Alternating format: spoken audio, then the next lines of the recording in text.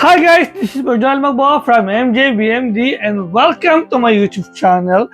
And for today guys video guys, I will doing to show you guys the design that I made. This is the minimalist contemporary house designs with 3 bedrooms and sobrang ganda po talaga ng concept ng bahay na ito. Very nice, very luxurious, and talaga naman guys, super duper interesting po talaga tong designs na to guys. And before we proceed to the video guys, please subscribe my YouTube channels for being updated for every videos that I uploaded to my channel. And without further ado, let's begin to the tour.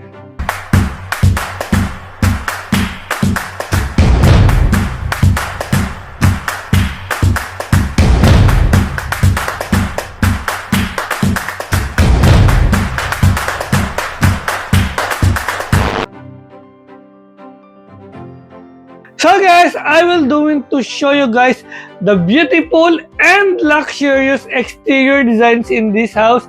So let's check it out, the exterior designs in this house. So guys, this is the exterior designs guys. Sobrang ganda talaga.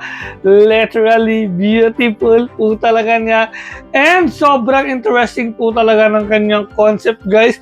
Yung stone cladding niya, yung kanyang wood accent sa kanilang mga ceilings, sobrang nagko-complement talaga sa isa't isa. Yung kulay dilaw na kulay na may kumbaga additional detail sa katawan niya o sa exterior design niya, ay guys, ang ganda talaga guys ng blending nung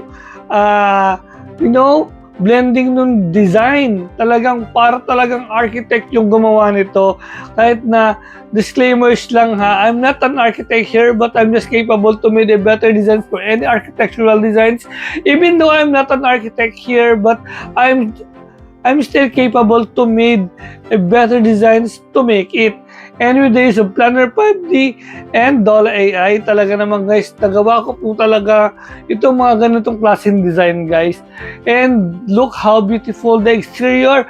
This is so really great and lovely design po talaga. So guys, check po natin yung garage area ng bahay. So guys, upon entering the pedestrian gate, it will lead you to your 2-car garage. So this is your 2-car garage guys. Sobrang ganda, sobrang luxurious, and yung ceiling niya is real wood po yung ginamit po na material sa kanya, di ba? Simple but elegant. Then the exterior is so really given. You know what I'm saying? This is so really great. And talaga naman guys, napakaganda po talaga ng mga materials na ginamit ko sa kanya. Yung concept niya, sobrang swak na swak po talaga sa isa't isa. Talaga naman guys, this is so really unique designs po talaga. And parang na talagang isang professional architect yung gumawa guys ng bahay. Talaga naman guys, hindi talaga porket hindi ka professionals, hindi ka makakagawa nito. Talaga namang talent and creativity talaga ang dapat puhunan to make it happen and to make it beautifully and really interesting designs. Just like what I did to my designs. Look what it is. This is so really great. So this is the result of my hard work. So guys, tapos na tayo sa 2-car garage natin. So guys, let's move on. Let's proceed to the small garden ng bahay. O, di ba? Nasa front lang po siya ng bahay. O, di ba? This is the garden, guys. This is so really nice garden. At talaga namang yung mga plantitos and plantitas dyan, sobrang perfect po talaga tong garden na ito sa inyo kasi ang ganda talaga guys ang design. Then yung kanyang flooring is para siyang bricks na para alam mo pang resort. Ganun yung ginawa ko sa kanya, tapos sa gilid na lang yung halaman kasi para hindi maputek pag umuulan, o di ba? Para siyang stepping stone na malalaki. Di ba? Ganun yung ginawa ko sa kanya para minimalist, aesthetic, and luxurious pa rin siyang tingnan guys. And para na rin hindi masira yung exterior designs ng bahay. So guys, upon entering your main entrance, it will lead you to your very beautiful and double high ceiling foyer area. So this is your foyer area guys. sobrang ganda, sobrang nice, and for example, galing kayo sa labas, umuulan, so yung payong nyo, dito nyo na lang iiwan sa foyer area, then meron namang isang 1 steps po para makaakit kayo sa pinaka main flooring. O, di ba? Napaka-amazing! Di ba? Naisip ko talaga yon kasi para yung flooring, siyempre, medyo malaki yung bahay. Kahit na 3 bedrooms lang to, malalaki naman yung kwarto nito, and medyo malaki din yung bahay. Para din hindi magdudumi yung pinaka main flooring, so sa foyer na lang tayo. O, di ba? Very, very nice! So guys, this is your very luxurious and napakaganda na living space area. Tingnan niyo naman guys, napakaganda, napakasosyal, and talaga naman guys, napakaliwanag guys ng bahay na to. Literal guys, na sobrang liwanag kasi at the front, the foyer area na may malalaking salamin, sobrang liwanag talaga nun. Then dito naman, ang liwanag talaga, may bintana na, may pintuan pa, o diba, na sliding door. Sobrang ganda, sobrang luxurious, sobrang maaliwalas, and talaga naman guys, napaka-practical po talaga ng bahay na ito. Talaga naman guys, makakatipid po talaga kayo sa kuryente kung ganito yung concept ng inyong bahay. So guys, this is a very beautiful and napakaganda guys na dining space area. Sobrang ganda po talaga ng dining area na to, and of course, meron pa rin siyang wooden ceiling. So lahat po ng bahay o lahat po ng parts ng bahay is may wooden ceiling po talaga ako nilagay. Kasi guys, sobrang ganda po talaga nito. And this is my signature designs na rin, yung may mga wooden ceiling na designs with cove lighting. O diba? Very, very social, and talagang I love the detail, I love the furniture choice, I love the chandelier choice, kasi hindi lahat talaga na mga designers ay marunong mag-design or marunong humanap ng perfect na furniture. Ako kasi iba kasi yung taste ko. So this is my beautiful taste, this is my beautiful designs, and this is my beautiful concept. And katabi guys ng dining area kanina, so this is your mini bar. So sa mga manginginom dyan, perfect na perfect sa inyo tong bar na to. Napaka-cozy talaga niya, simple but elegant yung atake ng designs ng bar. Very, very nice. And the countertop is really beautiful. The wooden cladding is so really, really nice po talaga. The bar chair, ang ganda po talaga ng design niya, ng concept niya, hindi siya mukhang cheap, and yung bahay talaga namang hanggang sa lighting, sobrang perfect at panalo po talaga tong bar na to. So guys, after po ng ating bar area na napakaganda, so this is a very beautiful kitchen area with the island counter na napakaliwanag din kasi meron siyang isang bintana, o diba? Sobrang ganda po talaga ng bahay guys, and talagang napaka-practical, napaka-luxurious, and yung kanyang kusina guys, ang laki guys ng kusina na guys. Very, very nice, and talaga namang sobrang ganda po talaga ng blending ng bawat materials na ginamit sa kanya, and you can cook dito po sa kitchen nyo with your friends and family. Then meron kayo ditong island counter, o diba, the countertop is so really great, and yung mga appliances is so really, really beautiful po talaga, and bagay na bagay po dito yung mga luxury brands na nasa market guys, di ba? Para naman mabigyan ng mas magandang impression yung ating napakagandang kusina guys. Very, very nice! The next area naman guys is yung inyong parang ano siya, laundry area. So this is your laundry area slash dirty kitchen. So this is so really, really nice. Napaka-practical niya kasi pinagsama ko na yung laundry area and dirty kitchen para isang area na lang sila, di ba? Sobrang ganda po talaga ng design, and this is the dirty kitchen slash laundry area. Very beautiful. Then yung kanyang mga appliances, yung combinations ng kulay ng mga cabinet niya, so really, really giving po talaga para sa akin, and very practical move din po talaga kasi pinagsama ko yung dirty kitchen and laundry area. And katabi naman po ng laundry area and dirty kitchen. So this is your maid's quarter, di ba? So para accessible dishes sa dirty kitchen and para for example sa umaga dito na lang siya magpe-prepare ng food if sarado pa yung doors dito sa papuntang main kitchen, o di ba? Sobrang accessible, sobrang ganda, and sobrang practical po talaga ng bahay na ito kasi sobrang lupit po talaga ng ginawa ditong designs, concept, and the interior design is so really great. And itong maid's quarter na to, it has a bunk bed lang naman and storage.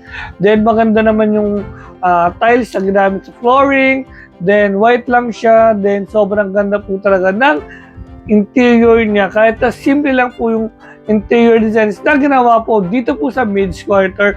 Pero comfortable pa rin yung ating mga kasambahay. The next area naman po is yung own toilet and bath po ng maid's quarter. Sobrang social talaga guys ng maid's quarters bathroom. Yung mga pictures niya, yung designs niya, yung kanyang tiles na para siyang white brick tiles, very nice. And ito po yung kanyang itsura guys, para po makita nyo kung gaano siya kaganda. So this is a very beautiful dirty kitchen. I mean CR ng CR ng maid's quarter, di ba? Gandang kaganda pang maid lang. Social. Very nice.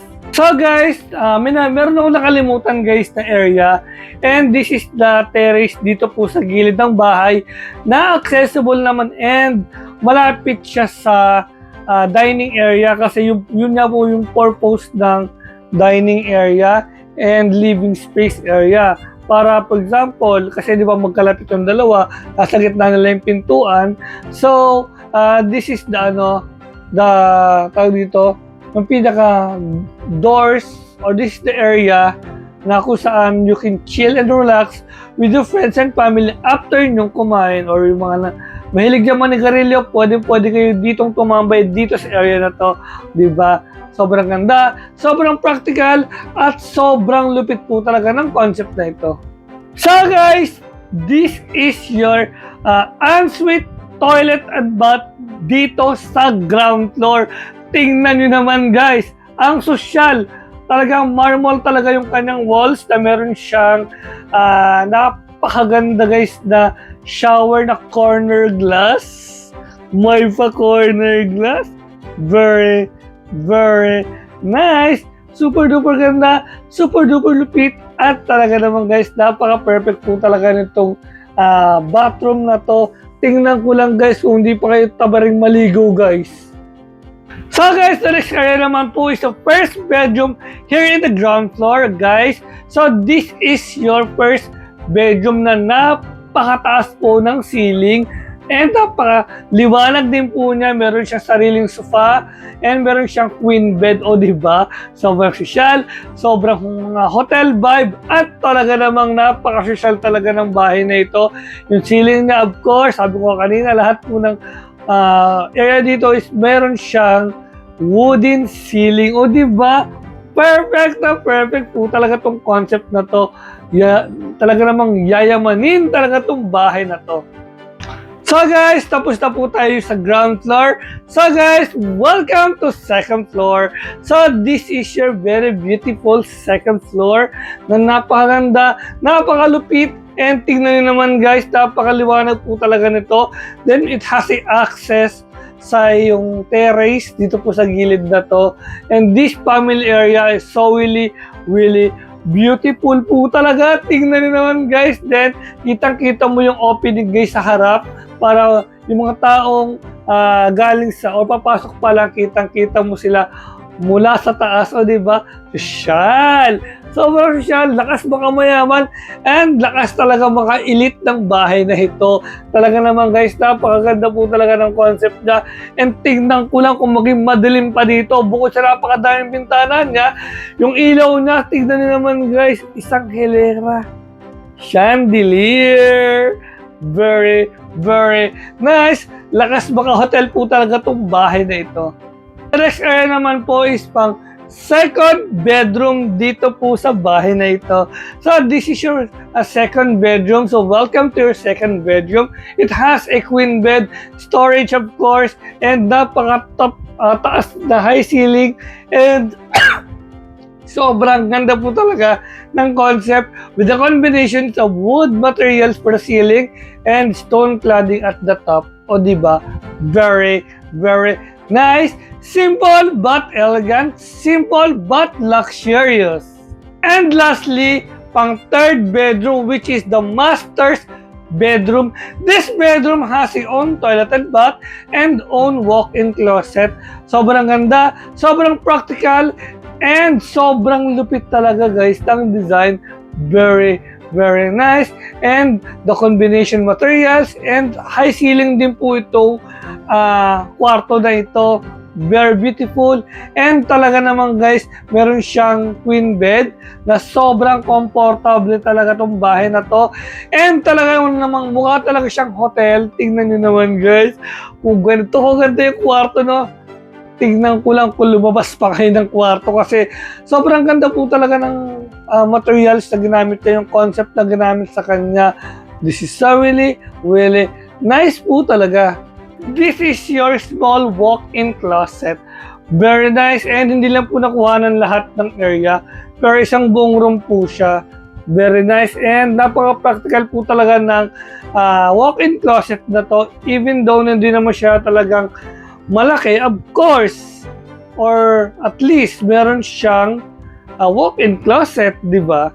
And of course, napakaganda rin ng kanyang design, and simple but elegant lang talaga ang atake ng bahay na ito. Itong walk-in closet na to, simple but elegant, simple but functional. And lastly, this is the master's toilet and bath na double, high ceiling siya, di siya double high ceiling. High ceiling lang siya, meron siyang real wood ceiling, napakaganda ng kanyang yung liwanag na napapunta sa CR. Tapos, yung kanyang materials is marble tiles kagaya nung nasa baba. And then, meron siyang corner glass. And ang malupit pa dito, meron siyang pa-bathtub. O, diba?